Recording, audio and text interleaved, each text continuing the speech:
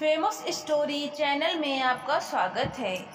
आइए आज हम सुनाते हैं मुंशी प्रेमचंद की कहानी गरीब की हाय। मुंशी राम सेवक भौहें चढ़ाए हुए घर से निकले और बोले, इस जीने से तो मरना भला है। मृत्यु को प्रायः इस तरह के जितने निमंत्रण दिए जाते हैं, यदि वो सबको स्वीकार करती तो आज सारा संसार उजाड़ दिखाई देता। मुंशी राम सेवक चांदपुर गांव के एक बड़े रईस थे। रईसों के सभी गुण इनमें भरपूर थे। मानव चरित्र की दुर्बलताएं उनके जीवन का आधार थीं। वो नित्य मुंसिफी कचहरी के हाथे में एक नीम के पेड़ के नीचे कागजों का बस्ता खोल एक टूटी सी चौकी पर बैठे दिखाई देते थे। किसी ने कभी उन्हें किसी इजलास पर कानूनी बहस या मुकदमे की पैरवी करते नहीं देखा, परंतु उन्हें सब लोग मुख्तार साहब कहकर पुकारते थे। चाहे तूफान आए, पानी बरसे, ओले गिरें, पर मुख्तार साहब वहां से टस से मस न होते। जब वो कचहरी चलते तो देहातियों के झुंड उनके साथ हो लेते। चारों ओर से उन पर विश्वास और आदर की दृष्टि पड़ती। सब में प्रसिद्ध था उनकी जीभ पर सरस्वती विराजती हैं। इसे वकालत कहो या मुख्तारी, परंतु यह केवल कुली मर्यादा की प्रतिष्ठा का पालन था। आमदनी अधिक न होती थी। चांदी के सिक्कों की तो चर्चा ही क्या, कभी कभी तांबे के सिक्के भी निर्भय उनके पास आने से हिचकते थे। मुंशी की कानूनदनी में कोई संदेह न था, परंतु पास के बखेड़े ने उन्हें विवश कर दिया था। खैर जो हो, उनका यह पेशा केवल प्रतिष्ठा पालन के निमित्त था, नहीं तो उनके निर्वाह का मुख्य साधन आसपास की अनाथ पर खाने पीने में सुखी विधवाओं और भोले भाले किंतु धनी वृद्धों की श्रद्धा थी। विधवाएं अपना रुपया उनके यहाँ अमानत रखती। बूढ़े अपने कपूतों के डर से अपना धन उन्हें सौंप देते थे, पर रुपये एक बार उनकी मुट्ठी में जाकर फिर निकलना भूल जाता था। वो ज़रूरत पड़ने पर कभी कभी कर्ज ले लेते थे। भला बिना कर्ज लिए किसी का काम चल सकता है? भोर को सांझ के करार पर रुपया लेते, पर वो सांझ कभी नहीं आती थी।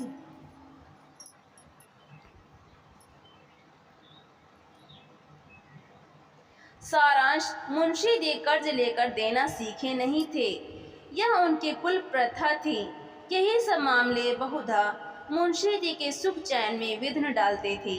कानून और अदालत से तो उन्हें कोई डर न था। इस मैदान में उसका सामना करना पानी में मगर से लड़ना था, परंतु जब कोई दुष्ट उनसे भिड़ जाता, उनकी ईमानदारी पर संदेह करता और उनके मुंह पर बुरा भला कहने पर उतारू हो जाता, तब मुंशी जी के हृदय पर बड़ी चोट लगती। इस प्रकार की दुर्घटनाएं प्रायः होती थीं।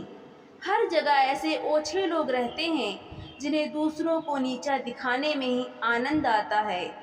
ऐसे लोगों का सहारा पाकर कभी कभी छोटे आदमी मुंशी जी के मुंह लग जाते थे।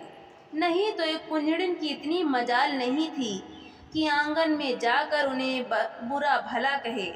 मुंशी जी उसके पुराने गाहक थे।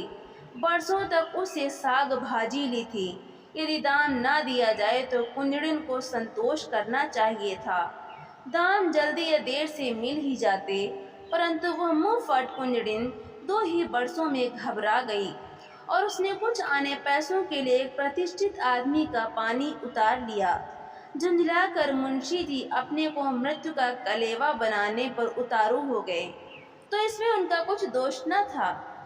इसी गांव में मूंगा नाम की एक विधवा ब्राह्मणी रहती थी। उसका पति ब्रह्मा की काली पलटन में हवलदार था और लड़ाई में वहीं मारा गया।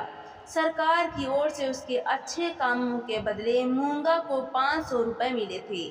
विधवा स्त्री, जमाना नाजुक था, बेचारी ने सब रुपए मुंशी राम सेवक को सौंप दिए और महीने महीने थोड़ा थोड़ा उसमें से मांग कर अपना निर्वाह करती रही। मुंशी जी ने यह कर्तव्य कई वर्ष तक तो बड़ी ईमानदारी के साथ पूरा किया, पर जब बूढ़ होने पर भी मूंगा नहीं मरी और मुंशी जी को यह चिंता हुई कि शायद उसमें से आधी रकम भी स्वर्ग यात्रा के लिए नहीं छोड़ना चाहती, तो एक दिन उन्होंने कहा, मूंगा, तुम्हें मरना है या नहीं? साफ साफ कह दो कि मैं अपने मरने की फिक्र करूं। उस दिन मूंगा की आंखें खुली, उसकी नींद टूटी, बोली, मेरा हिसाब कर दो। हिसाब का चिट्ठा तैयार था, अमानत में अब एक कौड़ी बाकी न थी। मूंगा ने बड़ी कड़ाई से मुंशी जी का हाथ पकड़कर कहा, अभी मेरे 250 रुपये तुमने दबा रखे हैं, मैं एक कौड़ी भी ना छोड़ूंगी। परंतु अनाथों का क्रोध पटाखे की आवाज़ है, जिससे बच्चे डर जाते हैं और असर कुछ नहीं होता। अदालत में उसका कुछ जोर न था, न लिखा पढ़ी थी, न हिसाब किताब। हाँ, पंचायत से कुछ आसरा था। पंचायत बैठी, कई गांव के लोग इकट्ठा हुए। मुंशी जी नियत और मामले के साफ थी, उन्हें पंचों का क्या डर। सभा में खड़े होकर पंचों से कहा, भाइयों, आप लोग सत्यनारायण और कुलीन हैं, मैं आप सब साहिबों का दास हूँ। आप सब साहिबों की उदारता और कृपा से, दया और प्रेम से मेरा रोम रोम कृतज्ञ है। और आप लोग सोचते हैं कि इस अनाथनी और विधवा स्त्री के रुपए हड़प कर गया हूँ। पंचों ने एक स्वर से कहा, नहीं नहीं, आपसे ऐसा नहीं हो सकता। राम सेवक, यदि आप सब सज्जनों का विचार हो कि मैंने रुपए दबा लिए, तो मेरे लिए डूब मरने के सिवा और कोई उपाय नहीं। मैं धनाढ्य नहीं हूँ, ना मुझे उदार होने का घमंड है, पर अपनी कलम की कृपा से, आप लोगों की कृपा से किसी का मोहताज नहीं हूँ। क्या मैं ऐसा ओछा हो जाऊंगा कि एक अनाथनी के रुपए पचा लूं? पंचों ने एक स्वर से फिर कहा, नहीं नहीं, आपसे ऐसा नहीं हो सकता। मुंह देखकर टीका काढ़ा जाता है।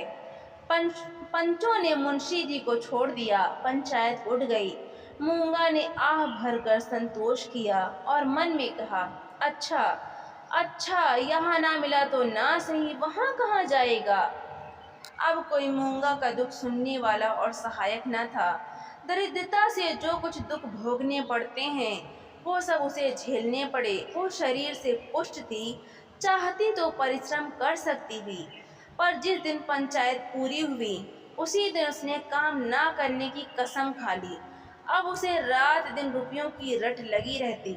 उठते बैठते सोते जागते उसे केवल एक काम था, और वो मुंशी राम सेवक का भला मनाना। अपने झोपड़े के दरवाजे पर बैठी हुई वो रात दिन उन्हें सच्चे मन से असीसा करती। बहुधा अपने असीस के वाक्यों में ऐसे कविता के वाक्य और उपमाओं का व्यवहार करती कि लोग सुनकर अचंभे में आ जाते। धीरे धीरे मूंगा पगली हो चली, नंगे सिर नंगे शरीर, हाथ में कुल्हाड़ी लिए हुए सुनसान स्थानों में जा बैठती। झोपड़ी के बदले अब वो मरघट पर, नदी के किनारे खंडहरों में घूमती दिखाई देती। बिखरी हुई लटें, लाल लाल आंखें, पागलों सा चेहरा, सूखे हुए हाथ पांव, उसका यह स्वरूप देखकर लोग डर जाते थे। अब कोई उसे हंसी में भी नहीं छेड़ता। यदि वो कभी गांव में निकल आती तो स्त्रियां घरों के किवाड़ बंद कर लेती, पुरुष कतरा कर इधर से उधर निकल जाते और बच्चे चीख मार कर भागते। यदि कोई लड़का भागता न था तो वो मुंशी राम सेवक का सुपुत्र राम गुलाम था। बाप में जो कुछ और कसर रह गई थी वो बेटे में पूरी हो गई थी। लड़कों का उसके मारे नाक में दम था। गांव के काने लंगड़े आदमी उसकी सूरत से चिढ़ते थे और गालियां खाने में तो शायद ससुराल में आने वाले दामाद को भी इतना आनंद न आता हो। वह मूंगा के पीछे तालियां बजाता, कुत्तों को साथ लिए हुए उस समय तक रहता जब तक वो बेचारी तंग आकर गांव से निकल न जाती। रुपया पैसा होश हवास खोकर उसे पगली की पदवी मिली और अब वो सचमुच पगली थी। अकेली बैठी अपने आप घंटों बातें किया करती, जिसमें राम सेवक के मांस, हड्डी, चमड़े, आँखें, कलेजा आदि को खाने, मसलने, नोचने, खसोटने की बड़ी उत्कट इच्छा प्रकट की जाती थी। और जब उसकी यह इच्छा सीमा तक पहुंच जाती तो वो राम सेवक की घर की ओर मुंह करके खूब चिल्लाकर और डरावने शब्दों में हाक लगाती, तेरा लहू पीऊंगी। प्राय रात के सन्नाटे में यह गरजती हुई आवाज़ सुनकर स्त्रियां चौंक पड़ती थीं। प्रायः रात के सन्नाटे में यह गरजती हुई आवाज़ सुनकर स्त्रियां चौंक पड़ती थीं, परंतु इस आवाज़ से भयानक उसका ठठाकर हंसना था। मुंशी जी के लहू पीने की कल्पित खुशी में वो जोर से हंसा करती थी। इस ठठाने से ऐसी आसुरिक उद्दंडता, ऐसी पाशविक उग्रता टपकती थी कि रात को सुनकर लोगों का खून ठंडा हो जाता था। मालूम होता मानो सैकड़ों उल्लू एक साथ हंस रहे हैं। मुंशी राम सेवक बड़े हौसले और कलेजे के आदमी थे। न उन्हें दीवानी का डर था, न फौजदारी का, परंतु मूंगा के इन डरावने शब्दों को सुनकर वो भी सहम जाते। हमें मनुष्य के न्याय का डर न हो, परंतु ईश्वर के न्याय का डर प्रत्येक मनुष्य के मन में कभी कभी ऐसी ही भावना उत्पन्न कर देता है। उनसे अधिक उनकी स्त्री के मन में। उनकी स्त्री बड़ी ही चतुर थी। वो उनको इन सब बातों में प्रायः सलाह दिया करती थी। उन लोगों की भूल थी जो लोग कहते थे कि मुंशी जी की जीभ पर सरस्वती विराजती हैं। वो गुण तो उनकी स्त्री को प्राप्त था। बोलने में वो उतनी ही तेज थी जितना मुंशी जी लिखने में थे, और यह दोनों स्त्री पुरुष प्रायः अपनी अवस्था दशा में सलाह करते कि अब क्या करना चाहिए। आधी रात का समय था। मुंशी जी नित्य नियम के अनुसार अपनी चिंता दूर करने के लिए शराब के 2-4 घूंट पीकर सो गए थे। यकायक मूंगा ने उनके दरवाजे पर आकर जोर से हाँक लगाई, तेरा लहू पीऊंगी, और खूब खिलखिलाकर हंसी। मुंशी जी यह भयावह ठहाका सुनकर चौंक पड़े। डर के मारे पैर थर थर कांपने लगे, कलेजा धक धक करने लगा। दिल पर बहुत जोर डालकर उन्होंने दरवाजा खोला, जाकर नागिन को जगाया। नागिन ने झुंझला कर कहा, क्या है, क्या कहते हो? मुंशी जी ने दबी आवाज से कहा, वो दरवाजे पर खड़ी है। नागिन उठ बैठी, क्या कहती है? तुम्हारा सिर क्या दरवाजे पर आ गई? हाँ, आवाज नहीं सुनती हो? नागिन मूंगा से नहीं परंतु उसके ध्यान से बहुत डरती थी, तो भी उसे विश्वास था कि मैं बोलने में उसे जरूर नीचा दिखा सकती हूँ। संभल कर बोली, कहो तो मैं उससे 2-2 बातें कर लूँ। परंतु मुंशी जी ने मना किया। दोनों आदमी पैर दबाए ड्योढ़ी में गए और दरवाजे से झांक कर देखा। मूंगा की धुंधली मूरत धरती पर पड़ी थी और उसकी सांस तेजी से चलती हुई सुनाई देती थी। राम सेवक के लहू मांस की भूख में वो अपना लहू और मांस सुखा चुकी थी। एक बच्चा भी उसे गिरा सकता था, परंतु उससे सारा गांव थर थर कांपता था। हम जीते मनुष्य से नहीं डरते, पर मुर्दे से डरते हैं। रात गुजरी, दरवाजा बंद था, पर मुंशी जी और नागिन ने बैठकर रात काटी। मूंगा भीतर नहीं घुस सकती थी, पर उसकी आवाज को कौन रोक सकता था? मूंगा से अधिक डरावनी उसकी आवाज थी। भोर को मुंशी जी बाहर निकले और मूंगा से बोले, यहाँ क्यों पड़ी है? मूंगा बोली, तेरा लहू पीऊंगी। नागिन ने बल खाकर कहा, तेरा मुंह झुलस दूंगी। पर नागिन के विष ने मूंगा पर कुछ असर न किया। उसने जोर से ठहाका लगाया। नागिन खिसियानी सी हो गई। हंसी के सामने मुंह बंद हो जाता है। मुंशी जी फिर बोले, यहाँ से उठ जा। ना उठूंगी। कब तक पड़ी रहेगी? तेरा लहू पीकर जाऊंगी। मुंशी जी की प्रखर लेखनी का यहाँ कुछ जोर ना चला और नागिन की आग भरी बातें यहाँ सर्द हो गईं।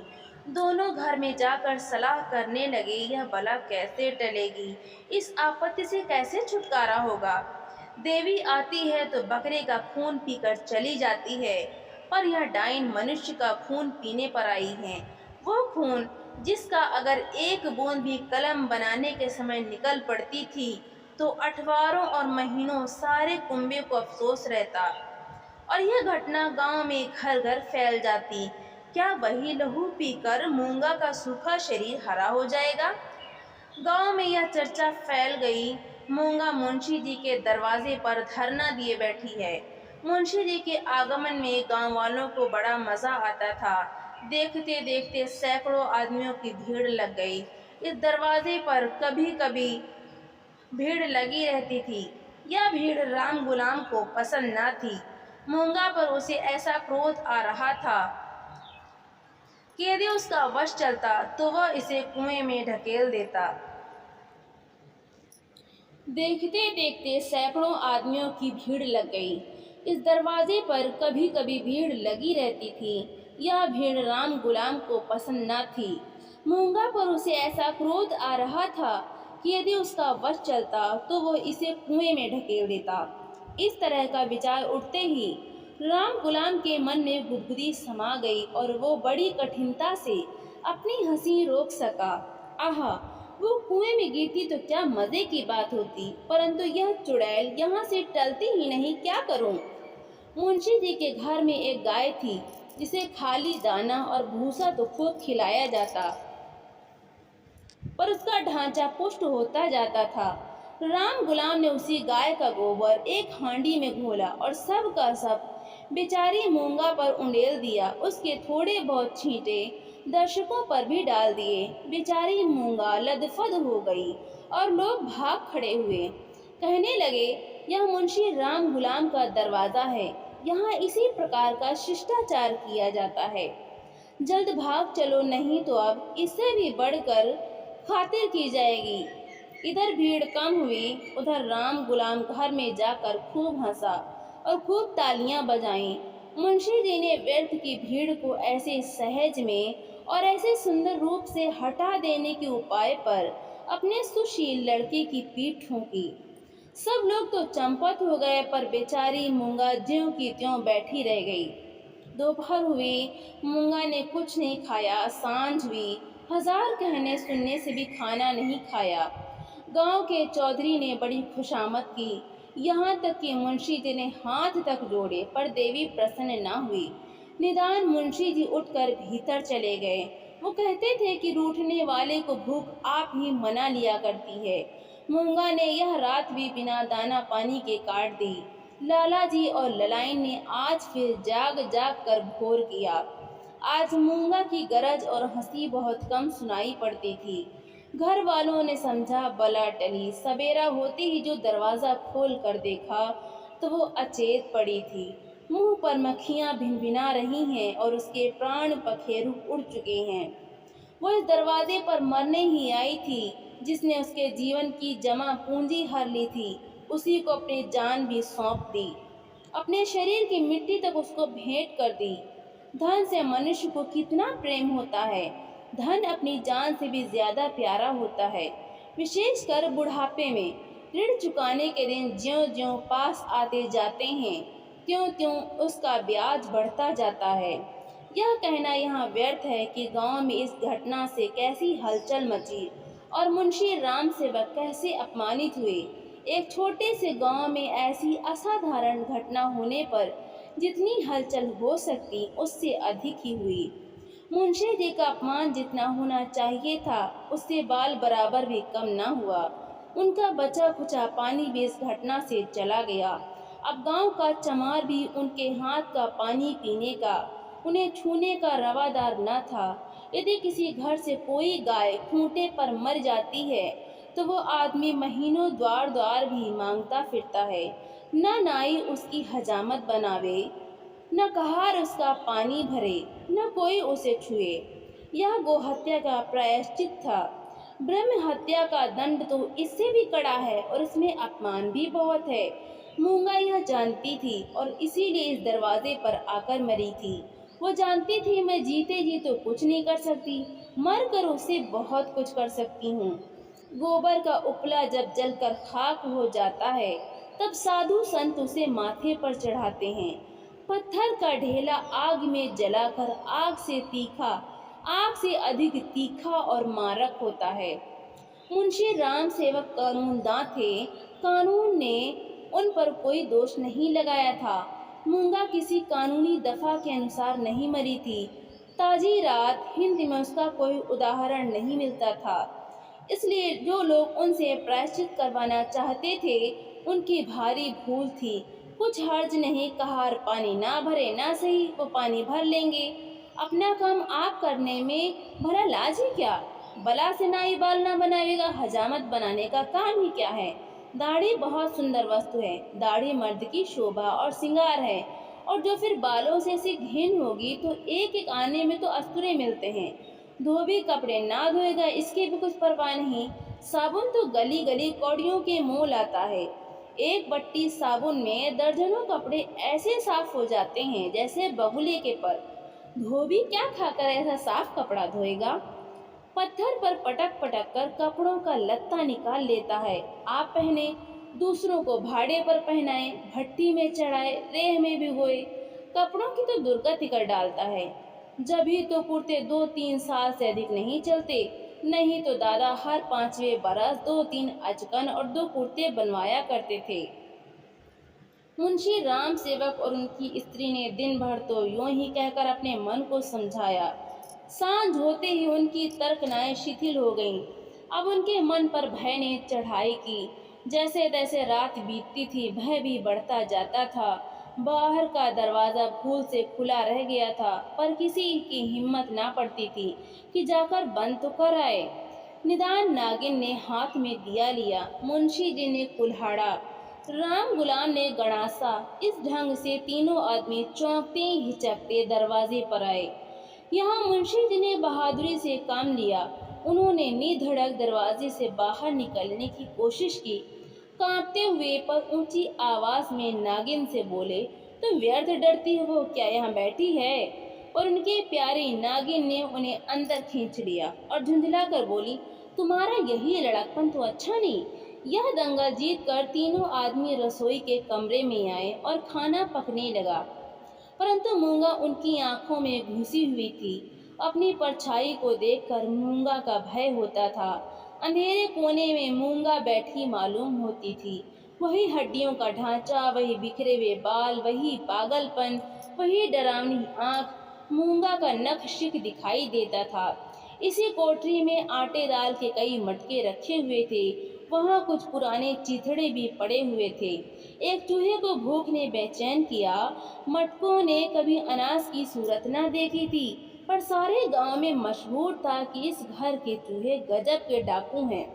तो वो उन दानों की खोज में जो मटकों से कभी नहीं गिरे थे, रेंगता हुआ इस चिथड़े के नीचे आ निकला। कपड़ों में खड़खड़ाहट हुई। फैले हुए चिथड़े मूंगा की पतली टांगें बन गईं। नागिन देखकर झिझकी और चीख उठी। मुंशी जी बदहवास होकर दरवाजे की ओर लपके। राम गुलाम दौड़कर उनकी टांगों से लिपट गया। चूहा बाहर निकल कर आया। उसे देखकर इन लोगों के होश ठिकाने हुए। अब मुंशी जी साहस करके मटके की ओर चले। नागिन ने कहा, रहने भी दो, देख ली तुम्हारी मर्दानगी। मुंशी जी अपनी प्रिया नागिन के इस अनादर पर बहुत बिगड़े। क्या तुम समझती हो मैं डर गया? भला डर की क्या बात थी? मूंगा मर गई, क्या वो बैठी है? मैं कल नहीं, दरवाजे के बाहर निकल गया था, तुम रोकती रही, मैं ना माना। मुंशी जी की इस दलील ने नागिन को निरुत्तर कर दिया। कल दरवाजे के बाहर निकल जाना या निकलने की कोशिश करना साधारण काम न था। जिसके साहस का ऐसा प्रमाण मिल चुका हो, उसे डरपोक कौन कह सकता है? यह नागिन की हठधर्मी थी। खाना खाकर तीनों आदमी सोने के कमरे में आए, परंतु मूंगा ने यहाँ भी पीछा न छोड़ा। बातें करते थे, दिल को बहलाते थे। नागिन ने राजा हरदौल और रानी सारंधा की कहानियाँ कहीं। मुंशी ने फौजदारी के कई मुकदमों का हाल कह सुनाया, परंतु तो भी इन उपायों से भी मूंगा की मूर्ति उनकी आंखों के सामने से ना हटती थी। जरा खटखटाहट होती तब तीनों चौंक पड़ते। उधर पत्तियों में सनसनाहट हुई कि इधर तीनों के रोंगटे खड़े हो गए। रह रहकर एक धीमी आवाज धरती के भीतर से उनके कानों में आती थी, तेरा लहू पीऊंगी। आधी रात को नागिन नींद से चौंक पड़ी। वो इन दिनों गर्भवती थी। लाल लाल आंखों वाली, तेज और नुकीले दांतों वाली मूंगा उसी की छाती पर बैठी हुई जान पड़ती थी। नागिन चीख उठी, बावली की तरह आंगन में भाग आए और यकायक धरती पर चित्त गिर पड़ी। सारा शरीर पसीने पसीने हो गया। मुंशी जी भी उसकी चीख सुनकर चौंके, पर डर के मारे आंखें न खुली। अंधों की तरह दरवाज़ा टटोलते रहे। बहुत देर के बाद उन्हें दरवाज़ा मिला। आंगन में आए, नागिन जमीन पर पड़ी हाथ पांव पटक रही थी। उसे उठाकर भीतर लाए, पर रात भर उसने आंखें न खोली। भोर को अक बक बकने लगी। थोड़ी देर में ज्वर हो आया, बदन लाल तवा सा हो गया। सांझ होते होते सन्निपात हो आया और आधी रात के समय, जब संसार में सन्नाटा छाया हुआ था, नागिन इस संसार से चल बसी। मूंगा के डर ने उसकी जान ली। जब तक मूंगा जीती रही, वो नागिन की फुफकार से सदा डरती रही। पगली होने पर भी उसने कभी नागिन का सामना नहीं किया, पर अपनी जान देकर उसने आज नागिन की जान ली। भय में बड़ी शक्ति है। मनुष्य हवा में एक गिरह भी नहीं लगा सकता, पर इसने हवा में एक संसार रच डाला है। रात बीत गई, दिन चढ़ता आता था, पर गांव का कोई आदमी नागिन की लाश उठाने को आता ना दिखाई दिया। मुंशी जी घर घर घूमे, पर कोई न निकला। भला हत्यारे के दरवाजे पर कौन जाए, हत्यारे की लाश कौन उठाए। इस समय मुंशी जी का रोब दाब, उनकी प्रबल लेखनी का भय और उनकी कानूनी प्रतिभा एक भी काम न आई। चारों ओर से हार कर मुंशी जी फिर अपने घर आए। यहाँ उन्हें अंधकार ही अंधकार दिखता था। दरवाजे तक तो आए, पर भीतर पैर नहीं रखा जाता था। न बाहर ही खड़े रह सकते थे। बाहर मूंगा थी, भीतर नागिन। जी को कड़ा करके हनुमान चालीसा का पाठ करते हुए घर में घुसे। उस समय उनके मन पर जो बीतती थी वही जानते थे। उनका अनुमान करना कठिन है। घर में लाश पड़ी हुई, न कोई आगे न पीछे। दूसरा ब्याह तो हो सकता था। अभी इसी फागुन में तो 50वां लगा है, पर ऐसी योग्य और मीठी बोली वाली स्त्री कहाँ मिलेगी। अफसोस, अब तगादा करने वालों से बहस कौन करेगा, कौन उन्हें निरुत्तर करेगा। लेन देन का हिसाब किताब कौन इतनी खूबी से करेगा। किसकी कड़ी आवाज तीर की तरह तगादेदारों की छाती में चुभेगी। यह नुकसान अब पूरा नहीं हो सकता। दूसरे दिन मुंशी जी लाश को एक ठेले गाड़ी पर लाद कर गंगा जी की तरफ चले। शव के साथ जाने वालों की संख्या कुछ भी न थी। एक स्वयं मुंशी जी, दूसरे उनके पुत्र रत्न राम गुलाम जी। इस बेइज्जती से मूंगा की लाश भी नहीं उठी थी। मूंगा ने नागिन की जान लेकर भी मुंशी जी का पिंड न छोड़ा। उनके मन में हर घड़ी मूंगा की मूर्ति विराजमान रहती थी। कहीं रहते उनका दिल ध्यान इसी ओर रहा करता था। यदि दिल बहलाव का कोई उपाय होता तो शायद वो इतने बेचैन न होते, पर गांव का एक पुतली भी उनके दरवाजे की ओर न झांकता था। बेचारे अपने हाथों पानी भरते, आप ही बर्तन धोते। सोच और क्रोध, चिंता और भय, इतने शत्रुओं के सामने एक दिमाग कब तक ठहर सकता। विशेषकर वह दिमाग जो रोज रोज कानून की बहसों में खर्च हो जाता था। अकेले कैदी की तरह उनके 10-12 दिन तो ज्यों त्यों कर कटे। 14वें दिन मुंशी जी ने कपड़े बदले और बोरिया बस्ता लिए हुए कचहरी चले। आज उनका चेहरा कुछ खिला हुआ था। जाते ही मेरे मुवक्किल मुझे घेर लेंगे, मेरी मातम कुर्सी करेंगे। मैं आंसुओं की 2-4 बूंदें गिरा दूंगा, फिर बैनामों, रहनामों और सुलहनामों की भरमार हो जाएगी। मुट्ठी गर्म होगी। शाम को जरा नशे पानी का रंग जम जाएगा, जिसके छूट जाने से जी और भी उचाट हो रहा था। इन्हीं विचारों में मग्न मुंशी जी कचहरी पहुंचे, पर वहां रहनामों की भरमार और बैनामों की बाढ़ और मुवक्किलों की चहल पहल के बदले निराशा की रेतीली भूमि नजर आई। बस्ता खोले घंटों बैठे रहे, पर कोई नजदीक भी न आया। किसी ने इतना भी न पूछा कि आप कैसे हैं। नए मुवक्किल तो खैर, बड़े बड़े पुराने मुवक्किल जिनका मुंशी जी से कई पीढ़ियों से सरोकार था, आज उनसे मुंह छिपाने लगे। वो नालायक और अनाड़ी रमदान, जिसके मुंशी जी हंसी उड़ाते थे और जिसे शुद्ध लिखना भी न आता था, गोपियों में कन्हैया बना हुआ था। वाह रे भाग्य! मुवक्किल यूं मुंह फेरे चले जाते हैं, मानो कभी की जान पहचान ही नहीं। दिन भर कचहरी की खाक छानने के बाद मुंशी जी अपने घर चले। निराशा और चिंता में डूबे हुए ज्यों ज्यों घर के निकट आते थे, मूंगा का चित्र सामने आता जाता था। यहाँ तक कि जब घर का द्वार खोला और दो कुत्ते जिन्हें राम गुलाम ने बंद कर रखा था झटपट बाहर निकले तो मुंशी जी के होश उड़ गए। एक चीख मारकर जमीन पर गिर पड़े। मनुष्य के मन और मस्तिष्क पर भय का जितना प्रभाव होता है उतना और किसी शक्ति का नहीं। प्रेम, चिंता, निराशा, हानि यह संबंध को अवश्य दुखित करते हैं। यह हवा के हल्के झोंके हैं और भय प्रचंड आंधी है। मुंशी जी पर इसके बाद क्या बीती मालूम नहीं। कई दिन तक लोगों ने उन्हें कचहरी जाते और वहां से मुरझाए हुए लौटते देखा। कचहरी जाना उनका कर्तव्य था और यद्यपि वहां मुवक्किलों का अकाल था तो भी तगादे वालों से गला छुड़ाने और उनको भरोसा दिलाने के लिए अब यही एक लटका रह गया था। इसके बाद वो कई महीने तक दिख न पड़े। बद्रीनाथ चले गए। एक दिन गांव में एक साधु आया, भभूत रमाए, लंबी लंबी जटाएं, हाथ में कमंडल। इसका चेहरा मुंशी राम सेवक से बहुत मिलता जुलता था, बोल चाल भी अधिक बेधना था। वह एक पेड़ के नीचे धूनी रमाए बैठा रहा। उसी रात को मुंशी राम सेवक के घर धुआं उठा, फिर आग की ज्वाला दिखने लगी और आग भड़क उठी। गांव के सैकड़ों आदमी दौड़े, आग बुझाने के लिए नहीं, तमाशा देखने के लिए। एक गरीब की हाय में कितना प्रभाव है।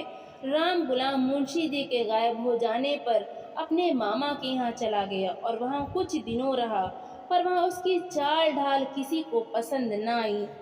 एक दिन उसने किसी के खेत में मूली नोची, उसने 2-4 धौल लगाए। उस पर वो इस तरह बिगड़ा कि जब उसके चने खलिहान में आए तो उसने आग लगा दी। सारा का सारा खलिहान जलकर खाक हो गया। हजारों रुपयों का नुकसान हुआ। पुलिस ने तहकीकात की, राम गुलाम पकड़ा गया। इसी अपराध में वो चुनार के रिफॉर्मेटरी स्कूल में मौजूद है। तो दोस्तों, आपको ये कहानी कैसी लगी? लाइक करें, शेयर करें और कमेंट करके हमें ज़रूर बताएं। और इसी तरह की मज़ेदार कहानियाँ सुनने के लिए हमारे चैनल को सब्सक्राइब करना बिल्कुल भी ना भूलें। तो मिलते हैं हम अगली नई कहानी।